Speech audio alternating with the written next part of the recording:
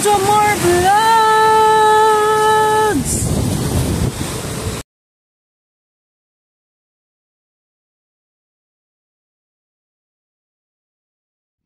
So what's up mga kapatay gutom ni Amora Vlogs. So ito na nga guys, nagluto tayo ng ating napakasarap na ulam. So nakikita nyo guys, yung ulam natin ngayon is kalabasa lang yan guys.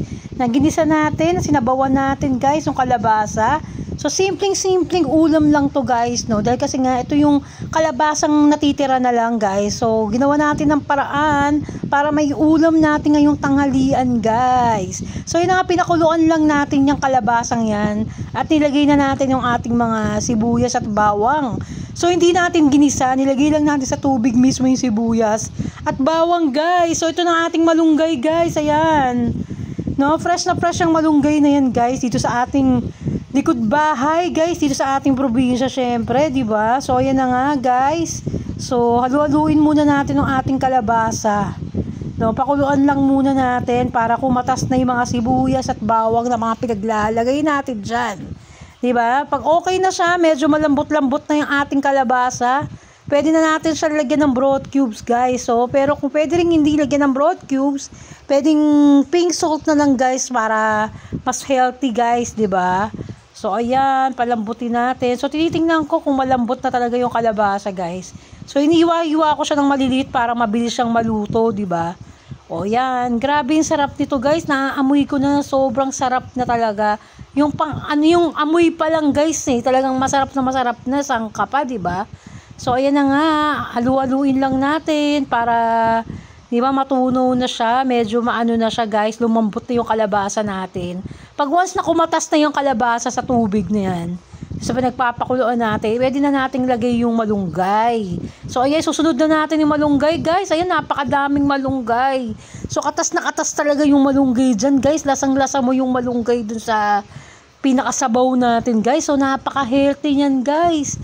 Talagang, di ba, nakakain din tayo ng napaka-healthy na gulay niya. Yan talaga yung likas na yaman natin, guys, no?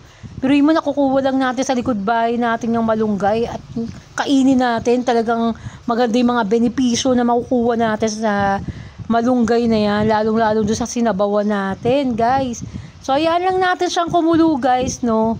At kumatas yung malunggay at lumambot na yung kalabasa natin. Pag nakita natin malambot na yung kalabasa at kumatas na siya doon sa tubig na pinakukuluan, pati yung malunggay, ibig sabihin luto na yun guys. So na-excite na akong talagang ito yung ulam guys, kasi first time ko lang nakagawa ng gantong ulam talaga guys, no? Ayan grabe yan guys, ang bango-bango niya, grabe talaga. Yung talagang malalasahan mo talaga guys yung lasa ng malunggay natin dyan, talagang lasang-lasa talaga guys eh. So napaka-healthy niyang malunggay guys. Kung ako sa inyo, magtanim kayo ng mga malunggay sa mga bakuran nyo guys. Kung meron kayong mga bakanting lote dyan, mabilis naman siyang tumubo. Imagine niyo guys, isang puno lang yan. Tapos naparami na namin yung malunggay namin sa likod bahay namin guys. So yan, tinitingnan ko kung luto na, 'di ba? Halu-haluin lang, 'di ba? So wala tayong asin kasi, kaya naglagay ako ng patis diyan guys, para mas lalo pa siyang lumasa kasi wala nga tayong asin. So hindi tayo nakabili ng asin pala, hindi ako naka-order guys. So hinihintay na lang natin yung asin na ibibigay sa atin guys. So may magbibigay daw sa atin ng pink salt na galing sa Japan guys. So inaantay natin yun guys. Babu!